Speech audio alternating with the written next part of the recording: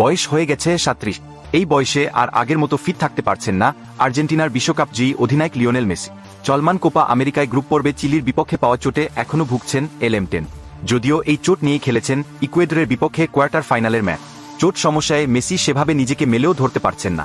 টুর্নামেন্টে এখনও কোনো গোল দিতে পারেননি এই মহাতারকা। এমনকি টাইব্রেকারে একটি শটও মিস করেছেন।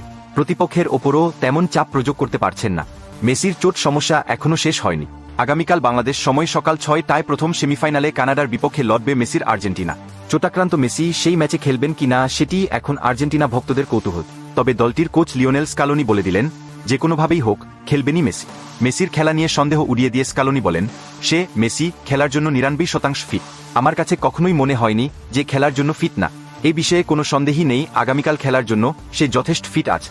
মেসি পুরোপুরি ফিট না থাকলেও তাকে খেলাবেন ঘোষণা দিয়ে স্কালোনি বলেন, আর্জেন্টিনার কোচ হিসেবে সিদ্ধান্ত আমি নেব। আমি যদি মনে